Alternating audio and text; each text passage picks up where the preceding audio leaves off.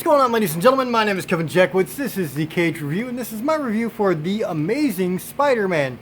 So we're finished with the Sam Riami Spider-Man movies, and now we're moving on to Mark Webb as director. And so we have kind of a retelling of what we already know about Spider-Man. You have Andrew Garfield comes in as Peter Parker, Spider-Man. You have Emma Stone as Gwen Stacy, Sally Field as Aunt May Parker, Martin Sheen as Uncle Ben Parker. You have Dennis Leary as Captain Stacy, Campbell Scott as Richard Parker, M. Beth Davids as Mary Parker, and Rhys Ifans as Dr. Kurt Connors, or the Lizard. So, this another very, very divisive comic book movie, and for a lot of reasons. People were kind of used to Sam Raimi's touch on Spider-Man, and people felt like it was way too close to the original Spider-Man movie. Well, you got to remember that these are both coming off the source material, which is the Spider-Man comics. So it's supposed to be close. Unfortunately, I don't know that they should have done a complete retelling of what we've already seen. I do think that was kind of a bad choice. I personally really like this Spider-Man. I like Andrew Garfield as an actor. And I liked that he looked younger, that he was a little bit funnier. You know, it felt more like an actual high school student here. I also like the fact that they went a little bit darker with this. They took the campiness and the very cheesy jokes and dialogue away that they had in the original Batman movies, the original Spider-Man movies with Sam Raimi, and they took a much more serious approach to this. You know, Andrew Garfield, his Peter Parker goes kind of sneaks in to this invitational at Oscorp, where he kind of goes exploring where he shouldn't and gets bitten by a spider. And then you have the, of course, the same thing where he's finding his powers. There's a little conflict between him and Uncle Ben. Uncle Ben, this time, specifically goes out to find Peter Parker. And so Ben is trying to find Parker. Parker, of course, you know, the same thing with the thief. Lets him go. Kills Uncle Ben. And now you have a much more gritty, realistic take on that when Peter Parker comes to Uncle Ben and he's trying to hold the wound shut and you got the blood pouring out. I mean, pretty graphic for a PG-13, honestly. And, you know, very broken up and teary-eyed, but definitely a more serious take for sure, which I loved. I think the big problem with me with this movie has to be the villain. So I do think that probably Connors is the most underdeveloped villain in the entire Spider-Man series. He is missing a limb, and so he's doing a lot of genetic testing, and of course, you know, science is bad. So this is science gone wrong. He does this splicing with the lizard, and the lizard DNA kind of takes over, and he becomes this huge lizard.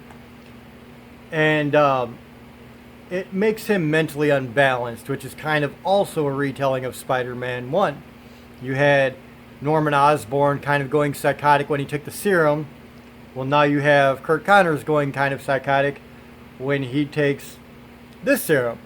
And so, in those paths, it was very similar. Unfortunately, Willem Dafoe was a much better actor, and he was a bit more fleshed out, whereas this guy, he's trying to get a limb back.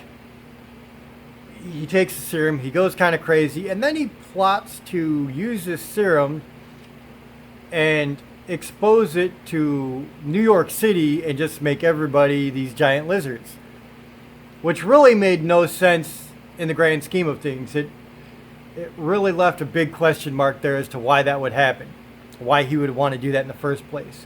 There was really no motivation behind it, other than the fact that he just started to hate people and he was going crazy. So, of course, Peter Parker has to come to New York's defense, and he kind of incorporates Gwen Stacy's help, and she introduces an antidote to this serum. So when this serum is introduced, they can, give people this antidote. Everything's fine. The action sequences between the Lizard and Spider-Man were cool, especially toward the end.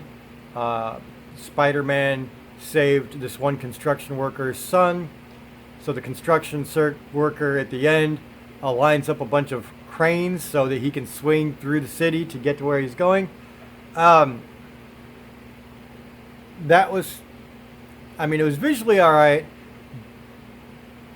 but I don't know that it grabbed me like at least the first two Spider-Man movies do. And even with, as much as I hate to say this, even with Spider-Man 3, which I do think was a worse movie, you kind of understood why everybody felt the way they did. You understood Harry Osborn's hatred. You understood Eddie Brock's hatred. Whereas here, you don't really understand anything that Connor's doing other than he wants to grow an arm back. And everything after that is just a mess. So I am kind of torn with this movie because it does have its really good points. I like the chemistry between Gwen Stacy and Peter Parker. And Emma Stone, I really love as an actress regardless. But this, I thought, was a great change from Mary Jane Watson, and definitely a better Gwen Stacy than Spider-Man 3. So I love their interactions. The one thing that I will say is, just like Connor's, Gwen Stacy wasn't really developed. She was there.